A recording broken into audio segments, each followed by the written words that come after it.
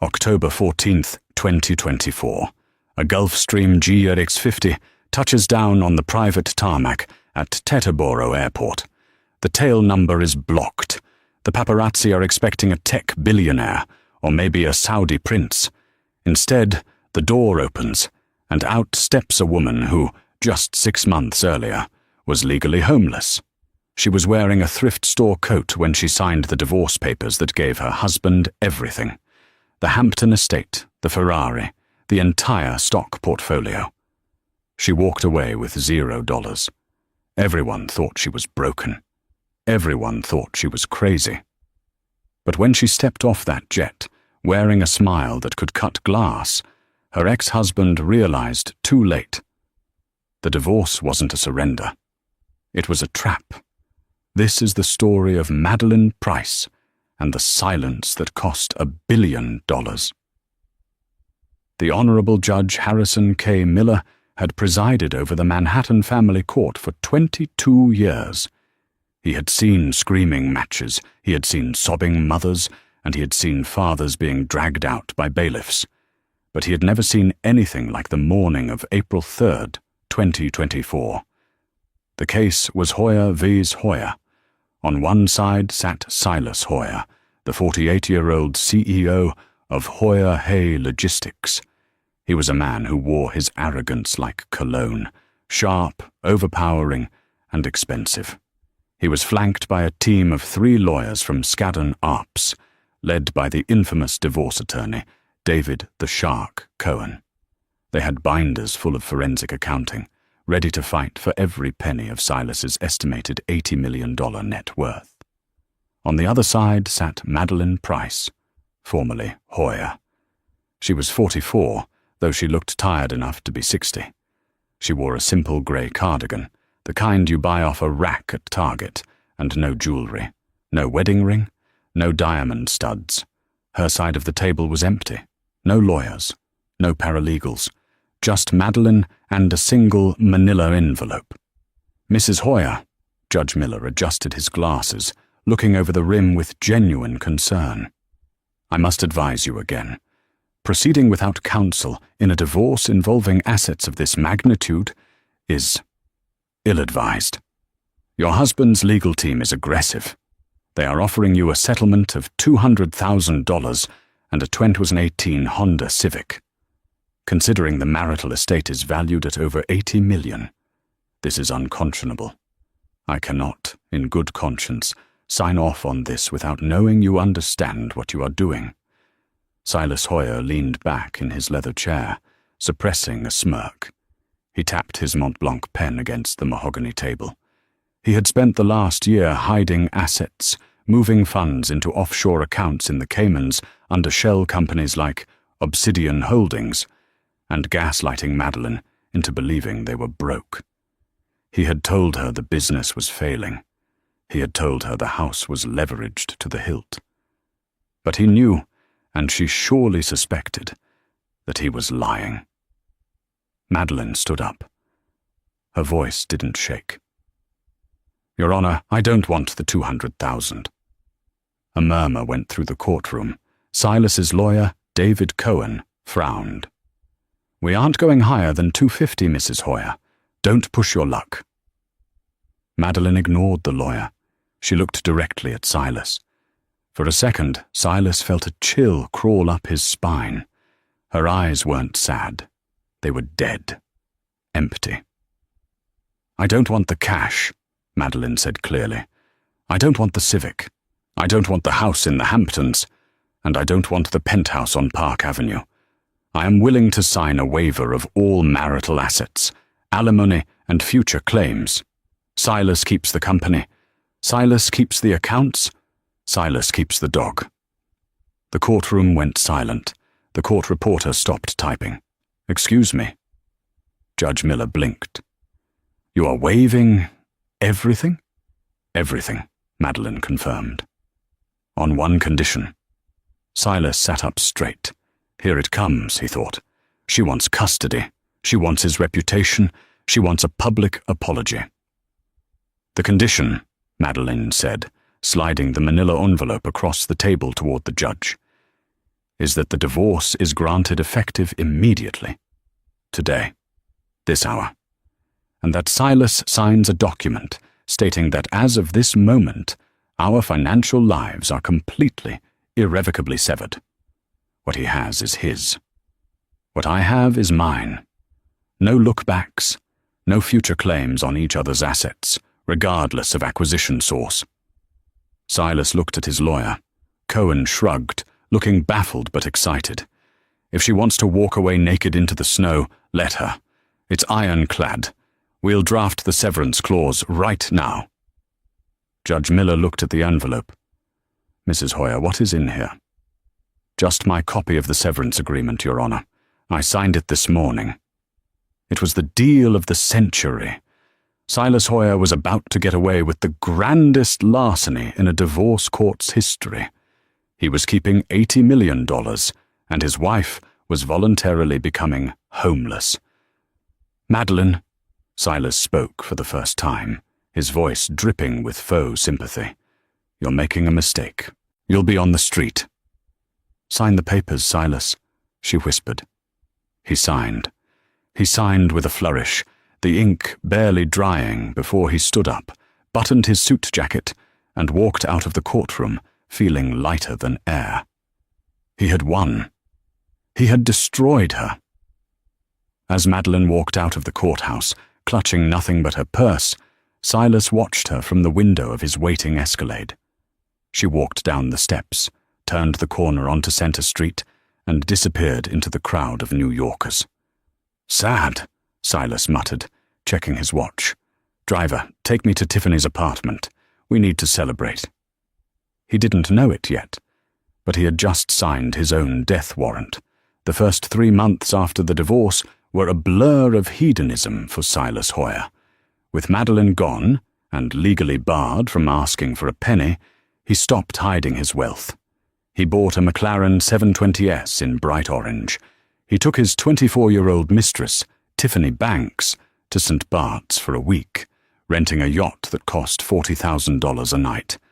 He renovated the Park Avenue penthouse, ripping out Madeline's rose garden on the terrace and installing a cold plunge pool and a cigar lounge. He felt invincible. He told his friends at the club, men like heavy-hitter investor Gregory Hayes and real estate tycoon Simon Cross, that he was a genius. She just broke, Silas bragged over a scotch at the Soho house. I ground her down. Women like Meline, they don't have the stomach for a war. She wanted peace more than she wanted power, so I gave her peace, and I kept the power. But while Silas was busy congratulating himself, the silence from Madeline's end began to grow strange. Usually, in a divorce like this, the ex-wife spirals. She gets drunk at local bars. She calls late at night, screaming into the voicemail. She crashes the ex-husband's parties. Silas was expecting this. In fact, he was looking forward to it. He wanted to see her desperate. He wanted Tiffany to see that he was the prize everyone was fighting over.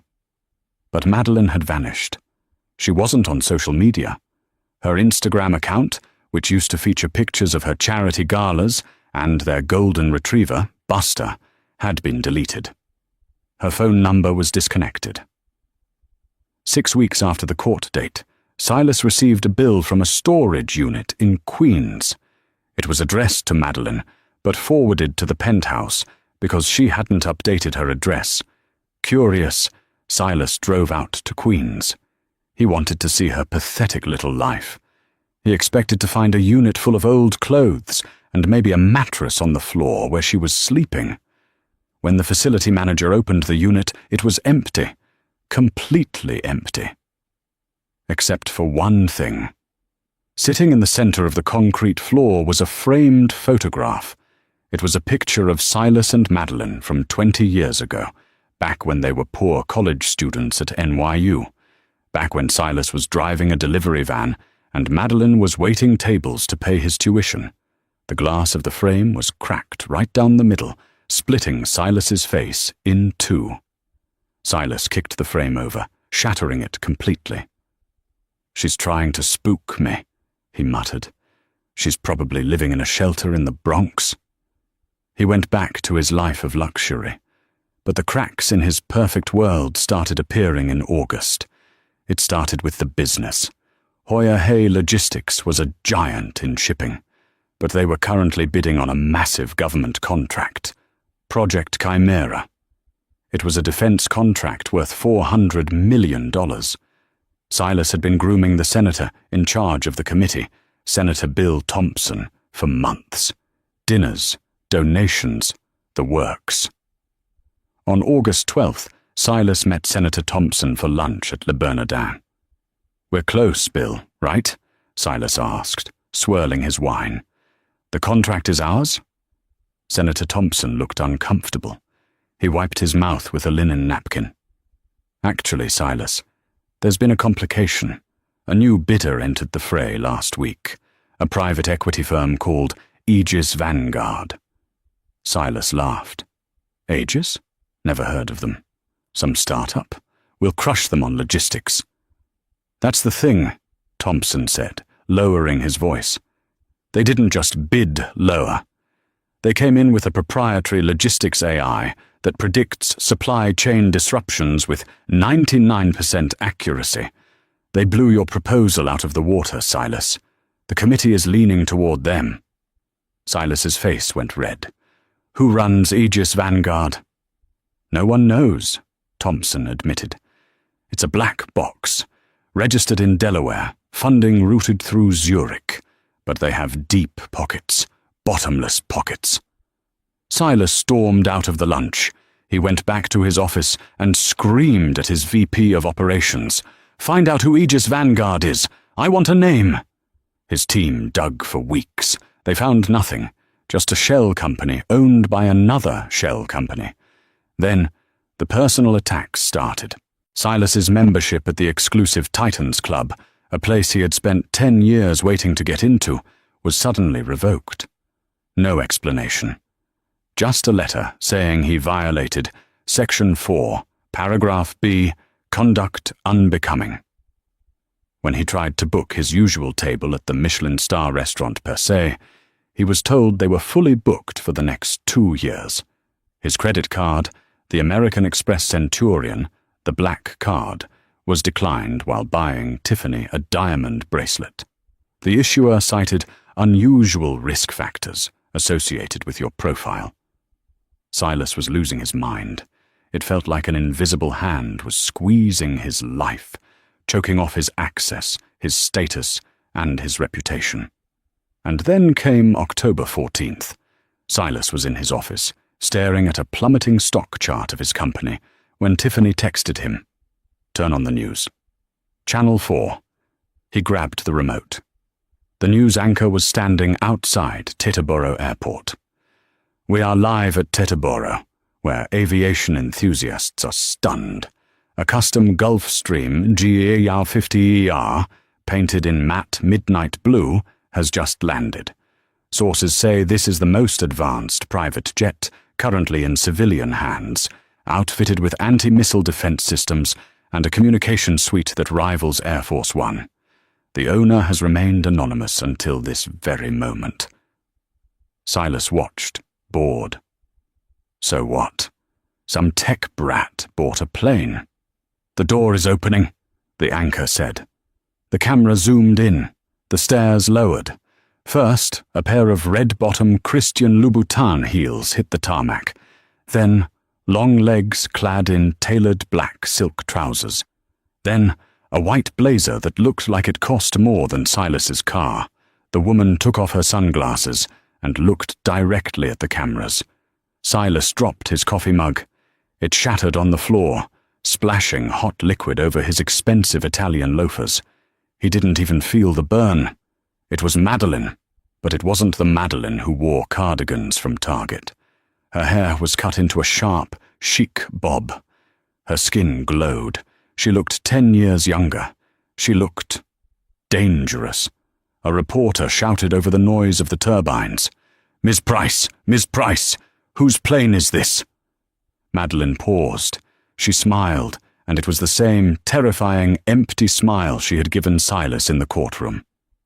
"It's mine," she said, her voice caught perfectly by the boom mics. "It's all mine."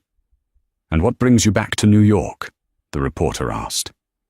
"I'm here to close a deal," Meline said, looking into the camera lens as if she could see Silas watching from his office tower. "I'm acquiring a logistics company. Hoya hey. I hear it's distressed." Silas fell back into his chair, gasping for air. She hadn't just survived.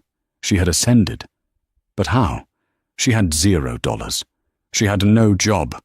She had been a housewife for 15 years. Silas grabbed his phone and dialed his lawyer, David Cohen. "David," he screamed, "fix this. She has money. She must have hidden it during the marriage. That's fraud. We can sue her. We can get it all back." "Silas, calm down," Cohen stammered. "If she acquired it after the date of separation, after you signed that waiver, there is nothing we can do. You signed the severance clause, regardless of source. Remember?" "But where did she get $100 million in 6 months?" Silas howled. That was the question everyone in New York was asking. The answer, as Silas was about to find out, lay in a secret that dated back to before they were married. A secret buried in a dusty garage in Palo Alto in 1999, involving a man named Elias Thorne and a hard drive that Meline had kept hidden in a safe deposit box for 20 years. Silas thought he was the smart one. He thought he was the shark. He forgot that Meline was the water, and you can't fight the ocean. To understand how Meline Price went from a penniless divorcee to the owner of a $65 million jet in 6 months, you have to go back to a rainy Tuesday in November 1999, inside a cramped apartment in the East Village. Silas Hoyer was there, but he doesn't remember it. Or rather, he chose to forget it, because it didn't serve his narrative of being a self-made man. At the time, Silas was dating Meline, but he was already looking for an upgrade. He was 23, an MBA student who spent his weekends networking with Wall Street types. He treated Meline, an art history major, like an accessory. Pretty, quiet, and easily ignored. That night, they were at the apartment of their mutual friend, Elias Thorne. Elias was the opposite of Silas. He was pale, anxious, and wore clothes that looked like they had been slept in for a week. He was a coder, obsessed with data compression algorithms, while Silas was busy talking about synergy and market caps. Elias was building the architecture of the future internet. "I think I cracked it," Elias had whispered that night, his eyes bloodshot. He was hovering over a clunky Dell tower, the fan whirring like a jet engine. "The compression loss is 0. 0, Silas. Do you know what this means for streaming, for data transfer?" Silas had laughed. He took a sip of his cheap beer and rolled his eyes. "Elias, nobody cares about your code. The money is in hardware. The money is in logistics. You're wasting your time on digital pipe dreams. Get a real job." Silas left an hour later to go to a party at a club in Meatpacking. He asked Meline to come, but she refused. She stayed behind with Elias. That night, Elias didn't just show Meline the code. He gave it to her. "I'm not good with people, Maddie," Elias had said, handing her a rugged, external hard drive. Massive by today's standards, but cutting edge back then. "Silas thinks I'm a joke. Maybe I am. But this is going to be important one day. If anything happens to me, don't let the corporations bury it. Keep it safe." 2 years later, Elias Thorne walked into the Hudson River and never walked out. It was ruled a suicide. The pressure of the tech bubble bursting had gotten to him. He died broke and alone. Silas didn't even go to the funeral. "Depressing guy," Silas had said, checking his pager. "Tragic, but he had no vision." Meline went to the funeral, and she kept the drive. For 20 years that drive sat in a safety deposit box at Chase Manhattan Bank. Meline never touched it. She married Silas. She helped him build Hoyer Hay Logistics. She hosted his dinners, raised his social standing, and endured his belittling comments about her lack of ambition. But she never forgot Elias. In January 2024, 3 months before the divorce, Meline took the drive out. She didn't go to Silas. She knew he would steal it, sell it, and cut her out. Instead, she went to a woman named Sarah Jenkins, a former roommate from NYU, who was now a senior VP at Oracle. They met in a soundproof room in Palo Alto. Sarah plugged the drive in. She ran the diagnostics. She looked at the timestamp on the code, November 1999. Sarah's face went pale. "Maddie, do you have any idea what this is?" "It's Elias's compression algorithm," Meline said.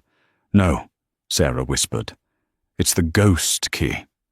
For the last 10 years, every major tech company, Google, Amazon, Microsoft, has been using a derivative of this code to manage cloud data. We all thought it was open source. We thought it just appeared on the developer forums in the early 2000s. But this proves Elias wrote the source code. He owns the foundational architecture of the modern cloud." "What does that mean?" Meline asked. "It means," Sarah said, closing the laptop, "that if you can prove ownership, which this drive does, every tech giant on Earth owes you royalties dating back to 2010. We're not talking millions, Maddie. We're talking billions." But there was a catch. If Meline claimed the money while she was still married to Silas, it would be considered a marital asset. Silas would get half. Maybe more, since he had the better lawyers. He would take Elias's legacy and buy more cars, more yachts, more mistresses. Meline couldn't let that happen. So she hatched a plan that required her to lose everything before she could win. She told Sarah to wait. "Don't file the patent claim yet. Wait until I give the signal." Then she went back to New York and let Silas destroy her. She let him think she was weak. She let him bully her into that unconscionable settlement.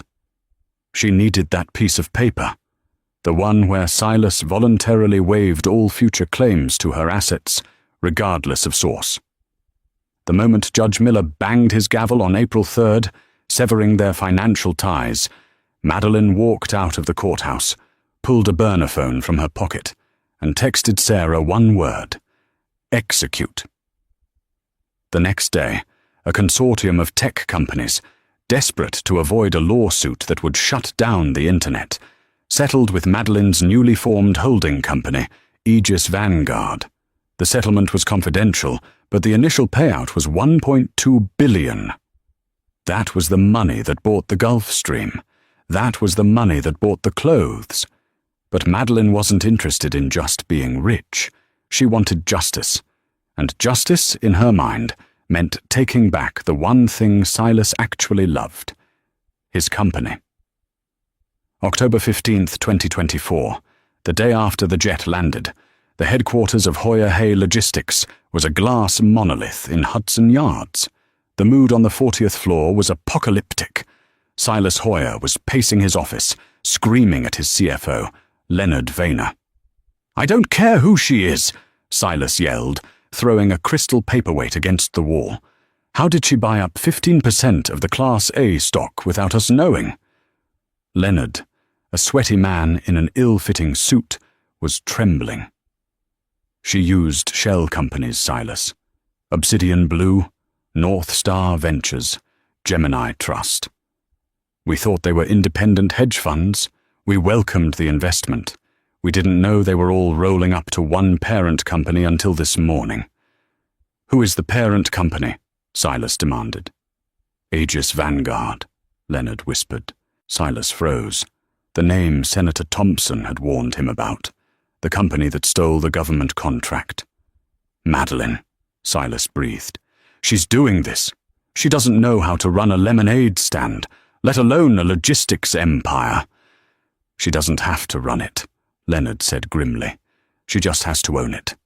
Silas, with 15%, she's the largest single shareholder outside of the board. She's called an emergency meeting. She's downstairs. Let her come, Silas sneered, adjusting his tie. This is my house. I built this.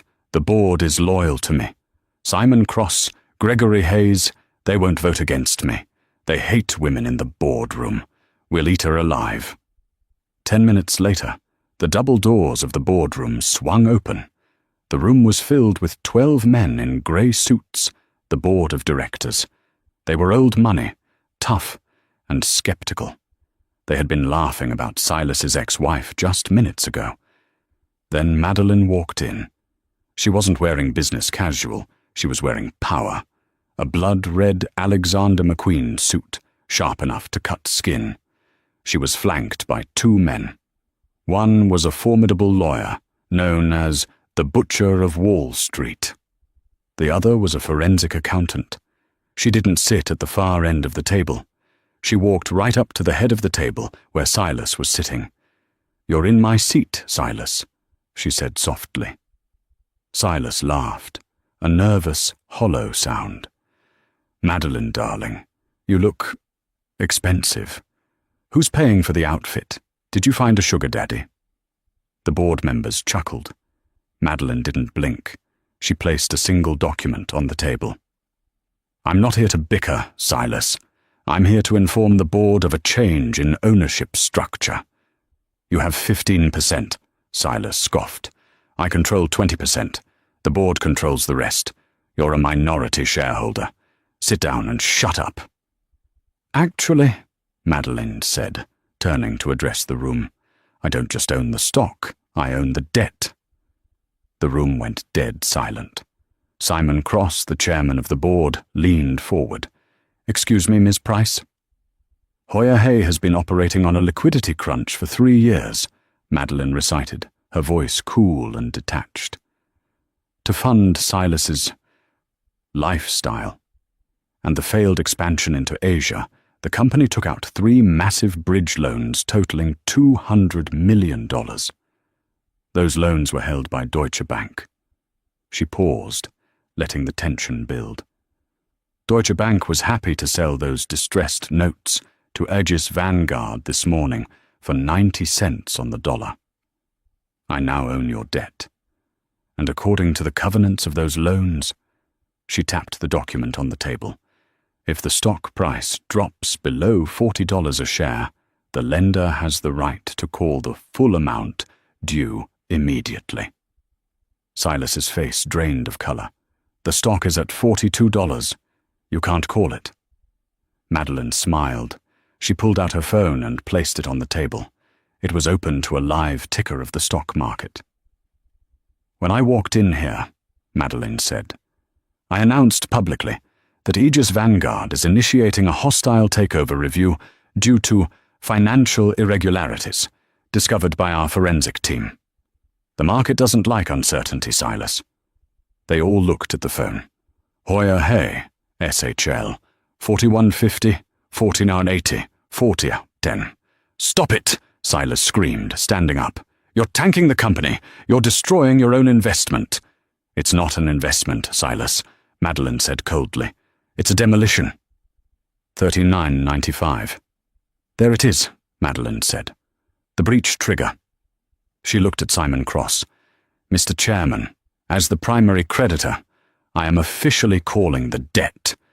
You owe me $200 million, payable by close of business today. If you cannot pay, Aegis Vanguard assumes immediate control of all assets, IP, and operational decision-making. Which means," she turned her eyes back to Silas, "I accept your resignation."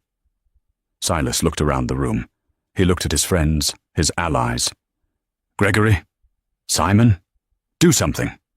She's bluffing." Simon Cross didn't look at Silas. He looked at the balance sheet Meline had slid over to him. He was a businessman. He knew when the ship was sinking. "Silas," Simon said quietly. "Please sit down." "You can't be serious," Silas roared. "Security," Meline said, her voice cutting through the noise. Two large men in dark suits, who had been waiting outside, stepped in. They weren't building security. They were private contractors. "Silas Hoyer represents a security risk to the shareholders," Meline stated. "Please escort him from the building. He is not to take any electronics or files." "You can't do this!" Silas was screaming as the men grabbed his arms. "I built this. I am Hoyer, hey. You're nothing. You're a waitress." Meline didn't look at him as he was dragged out. She was already looking at the empty chair at the head of the table. She sat down. "Now," she said to the terrified board members, "let's talk about the future. First order of business. We are auditing the executive expense accounts. I believe there are some unauthorized expenditures regarding a yacht in St. Bart's." As Silas was thrown onto the sidewalk of 10th Avenue, humiliated and watched by a gathering crowd of paparazzi, he realized the terrifying truth. Meline hadn't just taken his company. She had taken his narrative. But Silas Hoyer wasn't the kind of man to go down without a dirty fight. If he couldn't beat her in the boardroom, he would destroy her in the one place she couldn't buy her way out of: her past. He reached into his pocket. The guards had taken his company phone, but they had missed the burner he used for his less legal dealings. He dialed a number. "It's me," Silas hissed, wiping spittle from his lip. "I need a favor. I need you to find everything you can on Elias Cross. I don't care that he's dead. Dig him up if you have to. She stole that money, and I'm going to prove it." Meline thought she had won, but the war had just begun. Silas Hoyer was down, but he wasn't out. He was staying in a suite at the St. Regis, racking up debt on a credit card he had opened in his mistress's name. He spent his days drinking vodka and his nights plotting. He knew he couldn't fight Meline in financial court. She had the money, the lawyers, and the ironclad contract he had stupidly signed. But he could fight her in the court of public opinion. If he could prove her money was blood money, he could send her to prison. He needed dirt, real dirt. So he made a call to a contact in Tel Aviv and hired Black Cube. This is real. For those listening who don't know, Black Cube is a private intelligence agency run by former officers of Mossad and other Israeli intelligence units. They are the people Harvey Weinstein hired to intimidate his accusers. They are expensive, they are ruthless, and they find things that don't exist. Silas met the operative, a man who went by the name Yoni, in a dimly lit diner in New Jersey.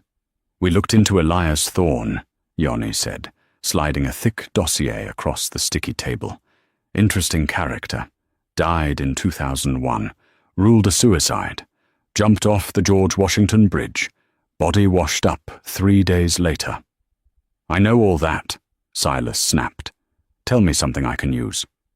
"We found the original police report," Yoni said. "It was filed by the NYPD 34th Precinct. The detective on the case was a guy named Miller. He retired 5 years ago. We tracked him down to a nursing home in Florida. We interviewed him." Silas leaned in. "And?" "Miller said there was something off about the suicide," Yoni said. "Elias didn't leave a note. But he did leave a voicemail.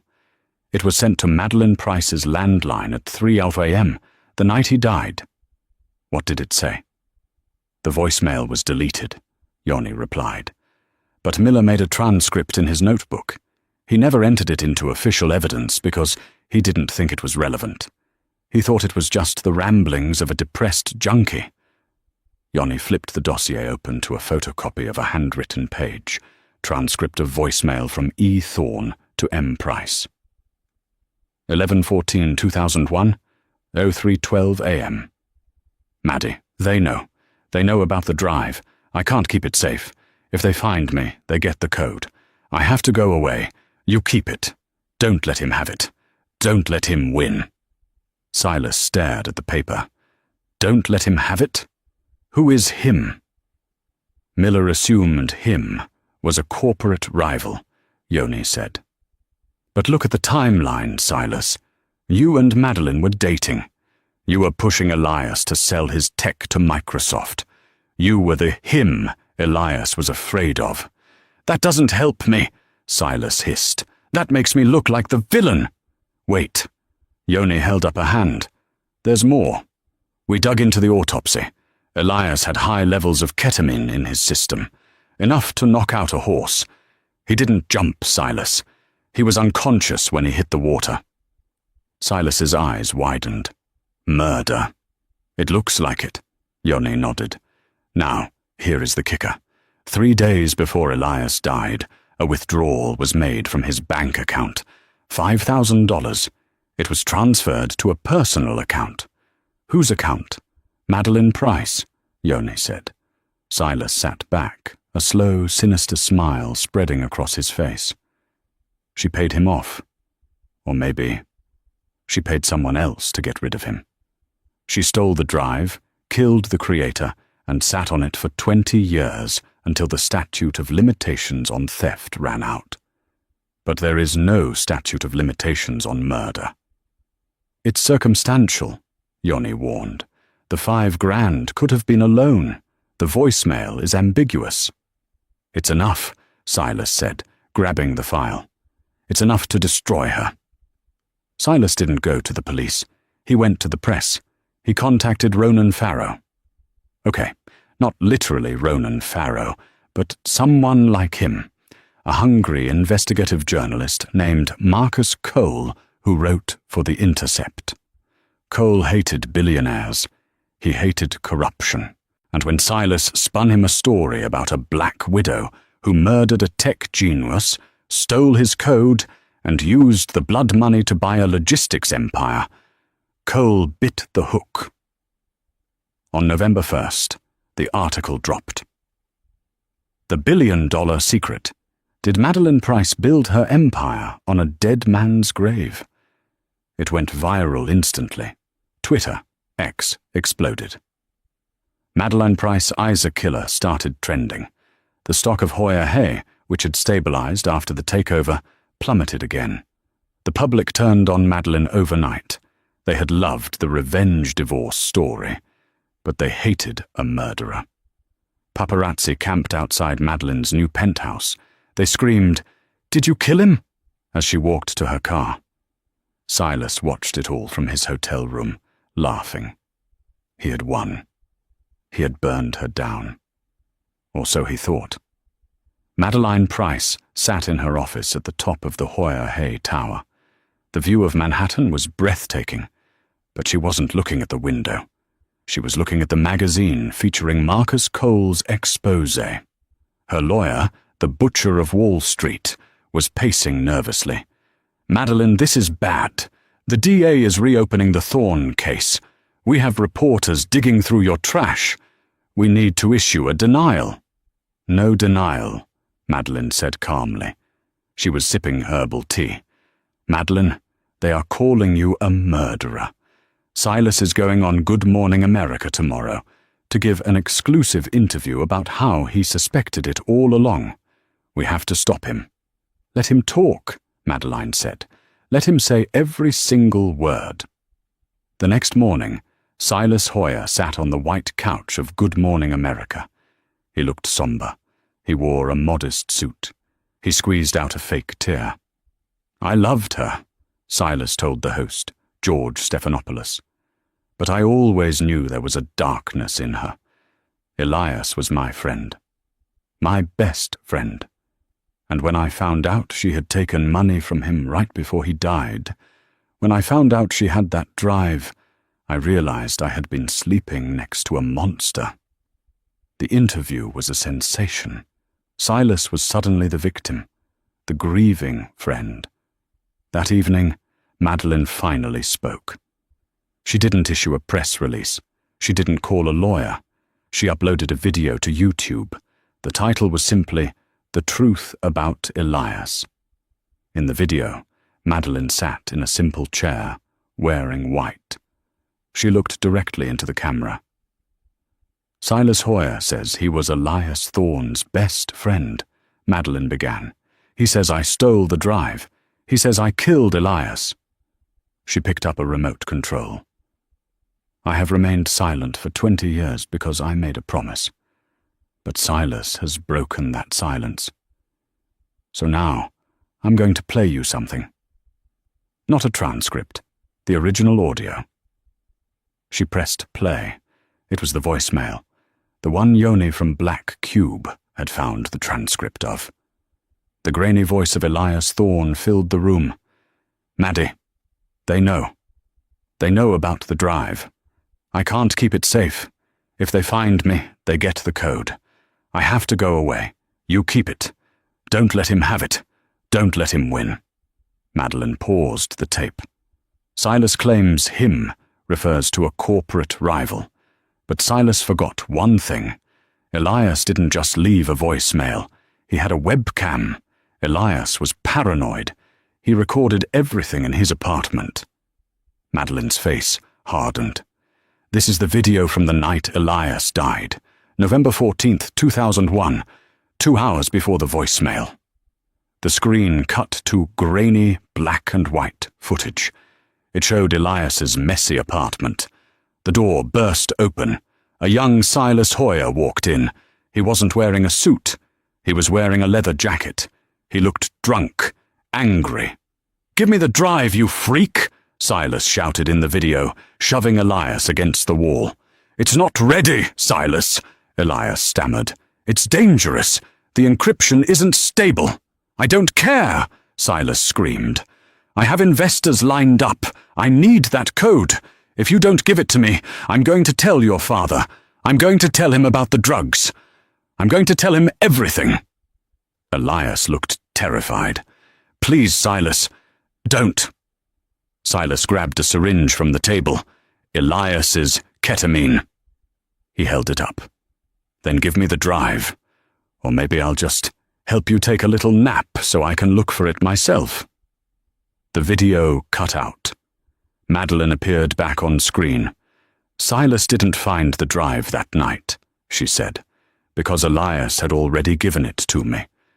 Silas left Elias passed out on the floor. When Elias woke up, he was terrified. He knew Silas would come back. He knew Silas would destroy him. So he ran.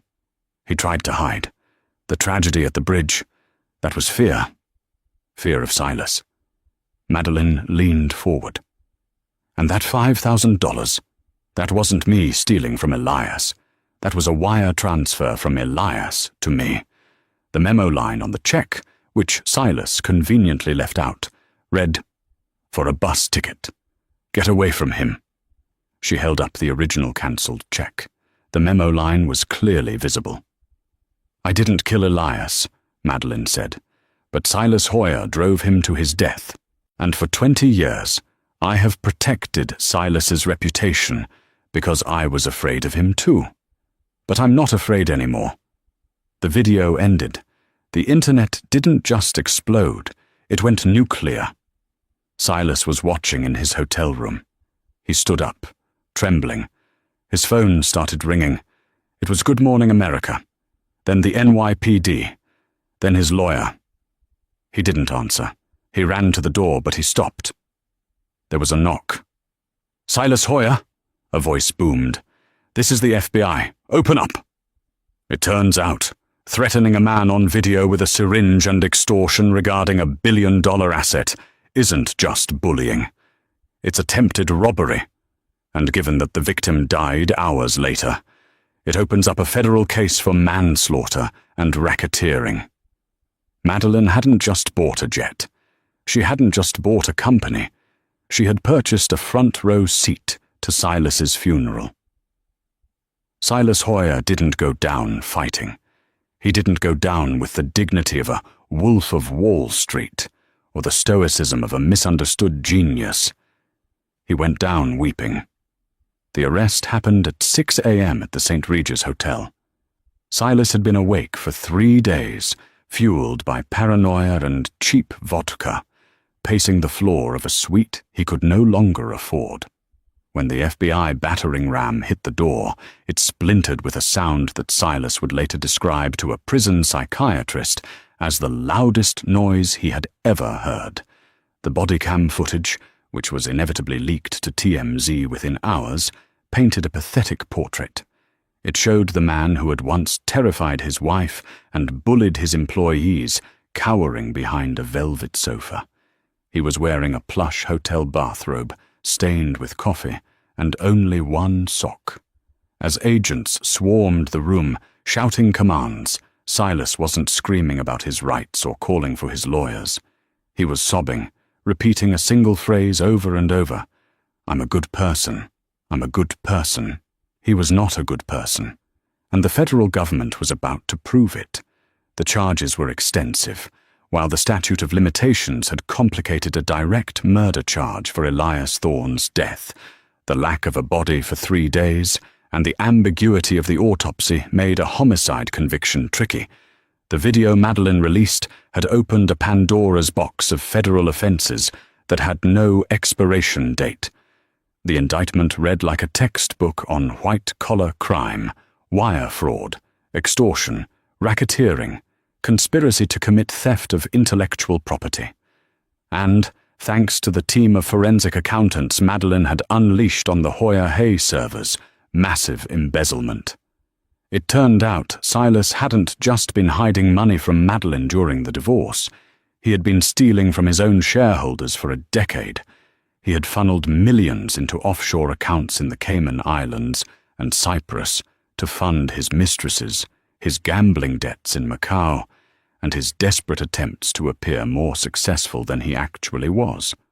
Silas Hoya, the man who cared more about his reputation than his soul, was denied bail. The judge, citing Silas's offshore connections and his flight risk status, ordered him remanded to custody immediately. 6 months later, rather than face a public trial where more of his humiliations, including his texts to Tiffany Banks and his desperate groveling emails to former friends, would be aired to the world, Silas took a plea deal. He stood in the same courtroom where he had once smirked at Meline during their divorce. But this time the room was packed. He pleaded guilty to 3 counts of corporate fraud and 1 count of extortion. "Mr. Hoya," the judge said, looking down from the bench with undisguised disdain, "you lived a life of extraordinary privilege, and you used it to destroy everyone around you. You are a small man who cast a large shadow only because the sun was setting on your morality." He was sentenced to 12 years in federal prison. His assets were seized to pay restitution to the defrauded shareholders. The Hamptons estate where he had hosted his summer galas, sold to a hedge fund manager who planned to bulldoze it. The orange McLaren, auctioned off by the U.S. Marshals. The Park Avenue penthouse, it went to the government. Silas entered the federal prison system with $0 to his name. Ironically, he ended up exactly where he had tried to put Meline, destitute, stripped of his identity, and forgotten. Meanwhile, the world waited with bated breath to see what Meline Price would do next.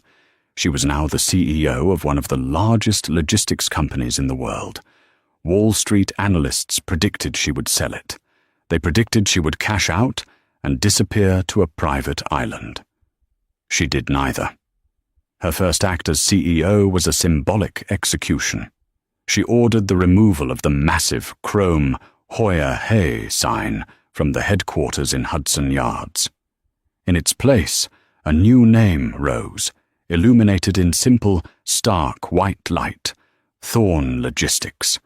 It was a memorial, a tombstone for the friend she couldn't save, towering over the city that had killed him. But Meline didn't stop there. She ran the company for exactly 1 year. In that time, she fired the entire board of directors, the old boys club that had laughed at her. She implemented fair wages for the ground-level workers, She turned the toxic culture Silas had built into something functional. Then came the anniversary of the jet landing. On October 14th, 2025, Meline held a press conference in Silicon Valley. The venue was packed. Every major tech CEO was there. Zuckerberg, Cook, Musk. They were all terrified. They knew Meline held the patent to the ghost key algorithm, the foundational code of the modern cloud. She could legally charge them billions in licensing fees. She could hold the internet hostage. Meline walked onto the stage. She wasn't wearing the blood-red power suit of her revenge. She was dressed in jeans and a black turtleneck, Elias's uniform. She looked small against the massive screen behind her, yet she commanded the room with a terrifying stillness. For 20 years, Meline told the crowd, her voice echoing in the silent auditorium, the digital world was built on a foundation owned by a ghost. Elias Thorne wrote the code that powers your clouds, your streams, and your lives. I collected the royalties last year because I needed the power to set the record straight. I needed a weapon to fight a monster. She paused, scanning the faces of the billionaires in the front row. But the monster is gone, she said. And Elias never wanted his work to be a weapon. He wanted it to be free. He wanted to connect people, not divide them. He believed that information belongs to no one, and therefore it belongs to everyone. Meline clicked a button on a remote.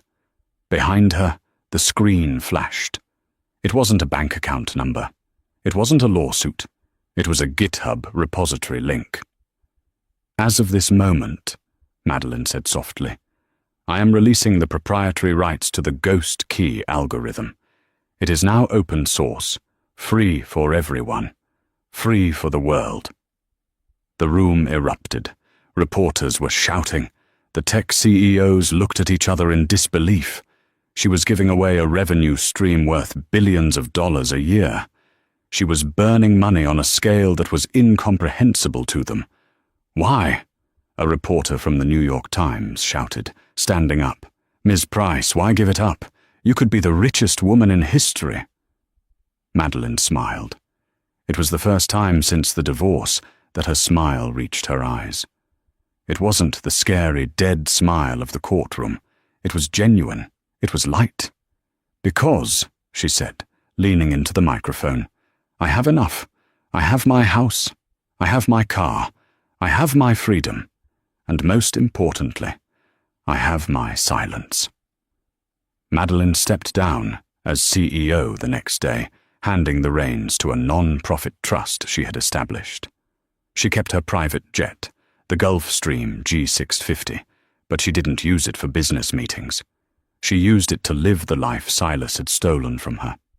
She traveled to Kyoto during cherry blossom season, walking alone through the ancient temples. She hiked the glaciers of Patagonia. She rented a small villa on the Amalfi coast, where she spent her mornings painting. Something she hadn't done since college, because Silas told her art was a waste of time. She never remarried. She never gave another interview. She became a phantom, a legend whispered about in business schools and law firms. Sometimes, if you walk through the East Village in New York, near the old grimy apartment building where Elias Thorne used to live, you might see a woman in a trench coat, sitting on a bench in Tompkins Square Park. She sits there with a paper cup of coffee, watching the young students and the dreamers, watching the city breathe. She watches the leaves fall. She looks like anyone else. She doesn't look like a billionaire. She doesn't look like the woman who brought down an empire with a single hard drive. But if you look closely, you'll see she is the only person in the park who isn't looking at her phone. She doesn't need to scroll. She doesn't need to search for validation. She doesn't need to know what people think of her. She won the game. And the only way to truly win the game, she realized, is to stop playing. Silas Hoyer is currently serving his time at FCI Otisville. He works in the prison laundry, folding sheets for 12 cents an hour. He has grown old and thin. He tells the new inmates that he used to be a king. He tells them he used to own the sky. But nobody listens.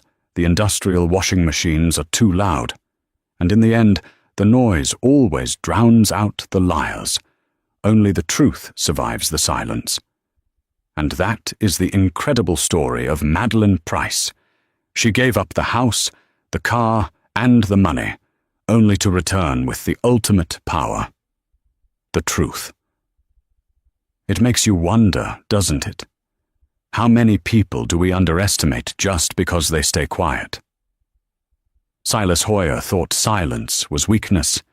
He didn't realize that silence is where you hide the ammunition. What would you have done in Meline's shoes? Would you have taken the $200K settlement and walked away? Or would you have risked it all for justice? Let me know in the comments below. I really want to read your theories on whether Elias's death was truly accidental, or if Silas had a bigger hand in it than we know. If you enjoyed this deep dive into revenge, betrayal, and justice, please hit that like button. It really helps the channel grow. And if you haven't already, smash that subscribe button and ring the notification bell so you never miss a story. Until next time, be careful who you silence.